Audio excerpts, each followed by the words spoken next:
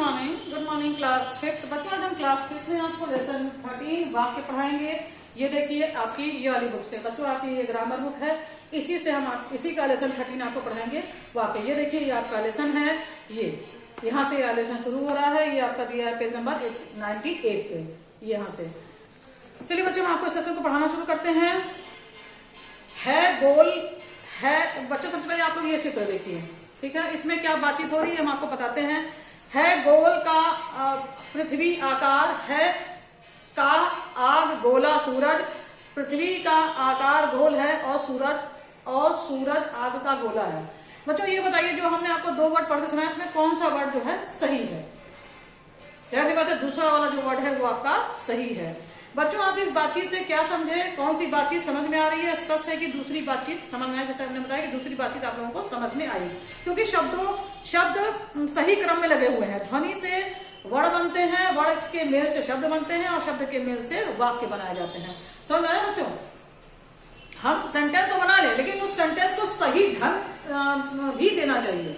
जैसे पहला है गोल का आकार पृथ्वी, तो ये सेंटेंस क्या है तो वाक्य, लेकिन क्या है ये सही है? आपको ये समझ में आ रहा है? बिल्कुल नहीं समझ में आ रहा होगा। अगर हम इस तरह बोले कि पृथ्वी का आकार गोल है, तो ये क्या है? आपका सही सेंटेंस है। मतलब सिर्फ सेंटेंस बनाना नहीं होता है, सेंटेंस को सही ढंग से लिखना भी जरूरी होता है। तो इसमें क्या है बच्चों? ध्वनि, मतलब आपको उस सेंटेंस को सही क्रम में लगाना पड़ेगा। समझ में आया?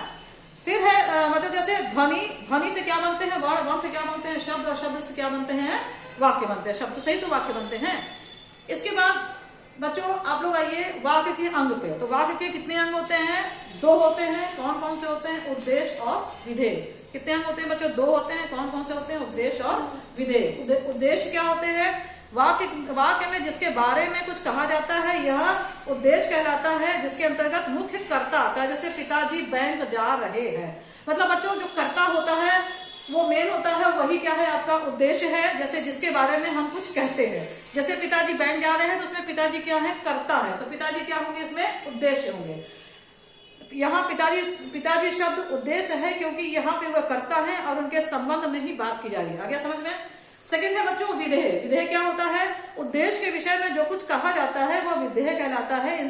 इसके अंतर्गत मुख्य क्रियाक्रम आदि का विस्तार आता है। जैसे पिताजी बैंक जा रहे हैं, इसमें क्या होता है बच्चों? क्रिया और कर्म का क्या होता है? विस्तार, यानी इसको और अच्छे तरीके से बताया जाता है। जैसे यहाँ बैंक जा रहे हैं, उद्देश्य पिताजी, कर्म, क्रिया और उसका विस्तार, यह वाक्यांश पिताजी के संबंध में बता रहा है, अतः यह वाक्य है, अतः यह क्या है? वाक्य है। अब लोग समझ में आया बच्चों? उद्देश्य और विधेय अलग अलग होते हैं। जैसे अगर हम लिखें कि उसमें जो उद्देश्य होता है बच्चों, उसमें कर्ता प्रधान होता है और विधेय में कर्म, क्रिया और कर्म प्रधान होता है। जैसे हमने लिखा एक सिंपल वाक्य लिखा, मछली तैर रही है। इसमें क्या है बच्चों? मछली उद्देश्य होगी। समझ में आया? क्योंकि मछली करता है। समझ में आया? तो इसमें क्या होगी? मछली आपकी उद्देश्य होगी।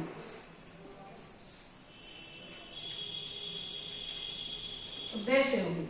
और ये जो आपका होगा, ये आपका क्या होगा? विधेय होगा। ठीक है। तैर रही किसके संबंध में कहा जा रहा है? मछली के संबंध में कहा जा रहा है ना। और मछली क्या कर रही है? तैर रही है। समझ में आया? तो इसी तरीके से जो कर्ता होता है बच्चों उद्देश्य होता है, और जो कर्म होता है वो क्या होता है? आपका जो क्रिया होती है वो आपका क्या होता है? विधेय होता है। ठीक है। ये देखिए इन दोनों की डिफिनेशन दी हुई है, उद्देश्य और विधेय की। इसको आप लोग पढ़िएगा तो ये आपको और भी क्लियर हो जाएगा। फिर बच्चों आइए, अब आप वाक्य को दो आधारों पर हम बांट सकते हैं। अब हम वाक्य को कितने आधार पर बांट सकते हैं? ये तो वाक्य के अंग हो गए। अब हम वाक्य को भी दो आधार में बांट सकते हैं। किस दृष्टि से? रचना की दृष्टि से और अर्थ की दृष्टि से। रचना की दृष्टि से बच्चों वाक्य कितने प्रकार के होते हैं? रचना की दृष्टि से वाक्य 3 प्रकार के होते हैं। समझ में आया? इसको बहुत ध्यान से देखिएगा बच्चों, इसमें आप लोग कंफ्यूज मत होइएगा। वाक्य के 2 अंग होते हैं और वाक्य को हम 2 भागों में भी बांट सकते हैं। कौन कौन से?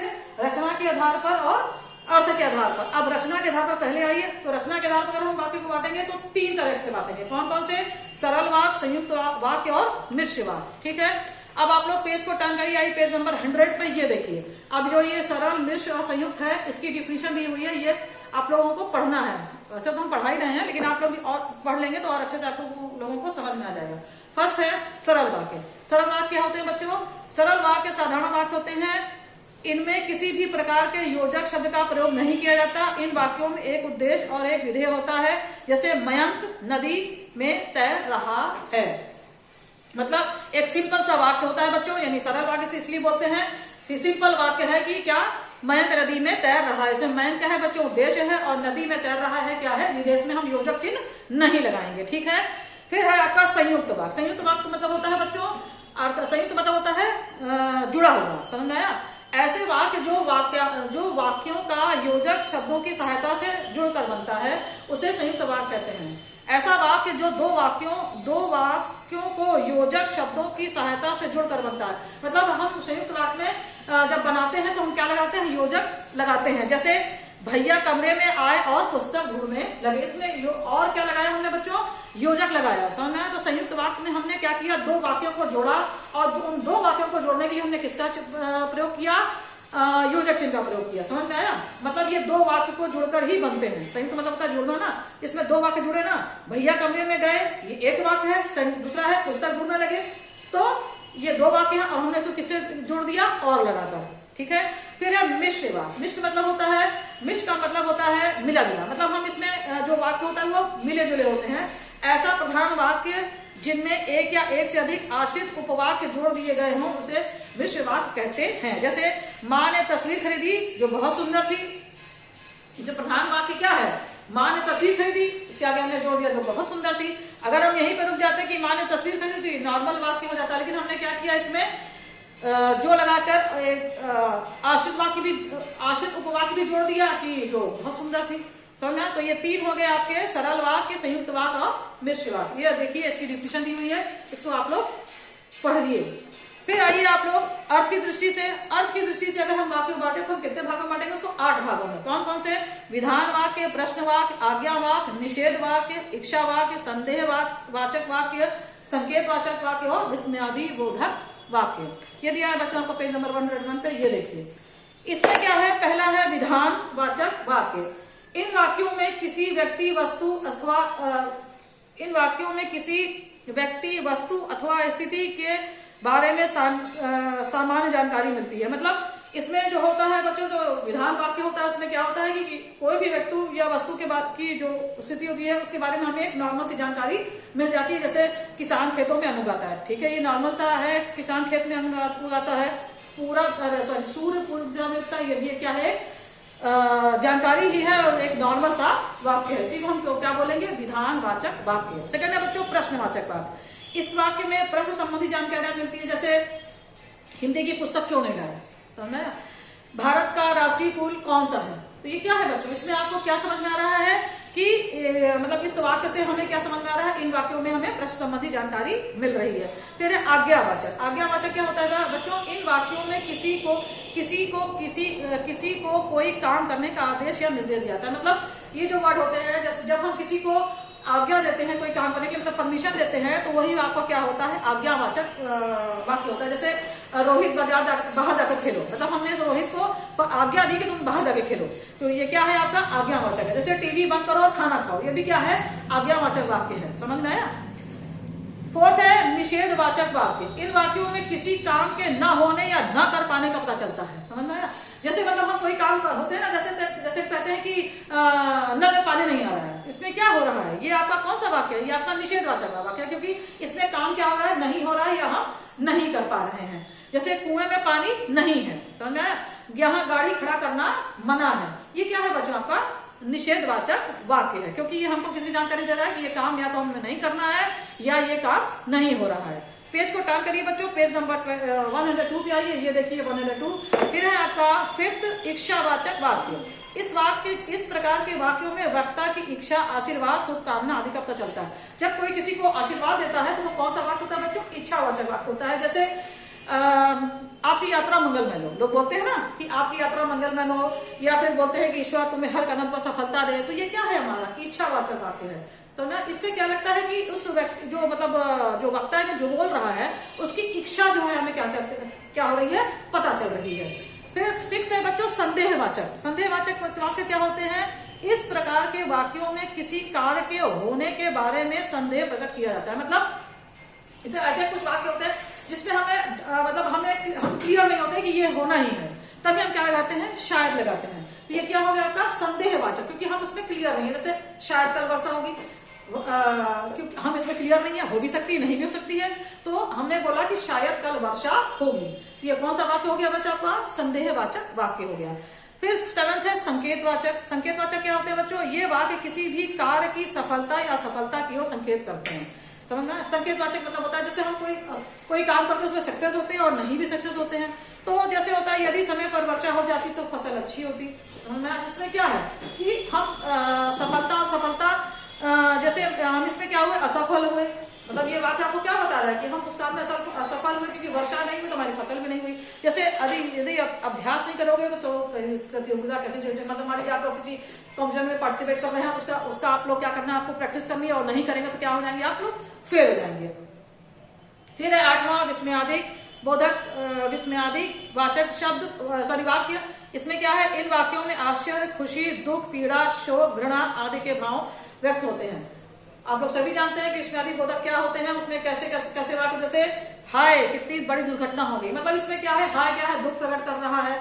फिर है वाह मेरा भाई पुलिस ऑफिसर बन गया। इसमें क्या है, खुशी है कि मेरा भाई क्या हो गया है, पुलिस ऑफिसर बन गया है। बच्चों इसको आप लोग पढ़ लीजिएगा तो आप लोगों को और भी अच्छे से ये लेसन समझ में आ जाएगा। इसको पढ़िएगा जरूर, जब ये वीडियो देखिएगा तो बुक को साथ में लेकर ही इस वीडियो को देखिएगा। फिर चलिए बच्चों इसकी एक्सरसाइज को करवाइए। एक्सरसाइज दी है 103 पे, ये देखिए फर्स्ट है क्वेश्चन, इसके बाद एक्सरसाइजेस है। क्वेश्चन है वाक्य के अंगों के नाम बताइए। तो बच्चों वाक्य के 2 अंग होते हैं, उद्देश्य और विधेय।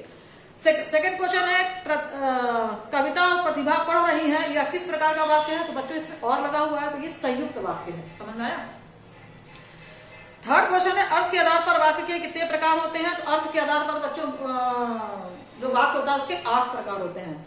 फिर आइए नीचे, ये देखिए इसमें आपको क्या करना है, उसमें उद्देश्य और विधेय को आपको अलग करना है। ये सेंटेंस दिए हुए हैं, इन सेंटेंस को पढ़ना है और कौन सा उद्देश्य है उसको उद्देश्य नीचे लिखना है, कौन सा वाक्य विधेय है उसको विधेय नीचे लिखना है। ये वाली एक्सरसाइज नंबर 1 क्या है बच्चों, माँ ने नीरजा को कहानी सुनाई। इसमें माँ क्या है आपका, माँ ने उद्देश्य है और कहानी सुनाई क्या है आपका विधेय है।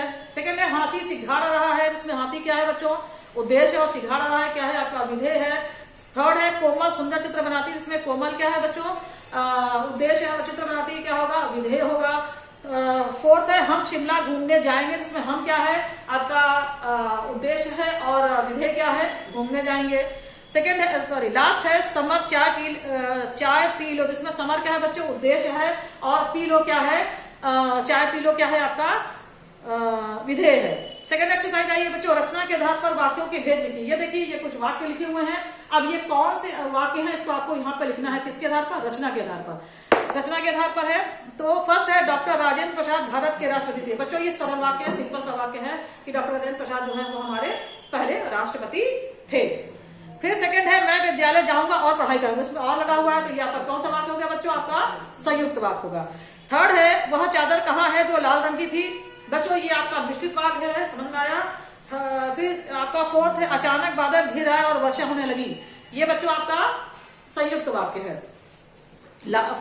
फिफ्थ है पलक दिव्या से बात कर रही थी। बच्चों ये भी आपका क्या है, सरल वाक्य है।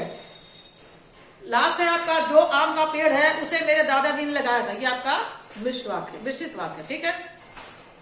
फिर आपको पहले पेज को जानकारी आई, पेज नंबर 104 पे, ये देखिए ये आपका 104 दिया हुआ है, ये वाली एक्सरसाइज ये देख रहे हैं। इसमें आपको क्या करना है, एक्सरसाइज नंबर 3, इसमें आपको अर्थ के आधार पर वाक्यों के भेद लिखना है। इससे पहले बच्चों आप लोग रचना के आधार पर लिखे थे, अब आप लोग अर्थ के आधार पर लिखेंगे। अर्थ के आधार पर सबसे पहला है शायद आज बारिश आए। तो बच्चों ये संदेहवाचक वाक्य है, क्योंकि शायद लगा हुआ है ना, आपको पहले बता चुके कि इसमें हम श्योर नहीं होते हैं कि काम होगा या नहीं होगा। सेकंड है अगर तुम बाजार जाओ तो फल लेकर आना, ये संदेहवाचक है, मतलब अगर तुम जाना तब लेकर आना। अरे तुम्हें चोट कैसे लग गई, ये आपका क्या है, विस्मयादि बोधक है। क्या बुआ जी भी आएंगी, ये क्या है आपका प्रश्नवाचक है। ईश्वर तुम्हें लंबी आयु दे, ये बच्चों आपका इच्छावाचक वाक्य है, ठीक है।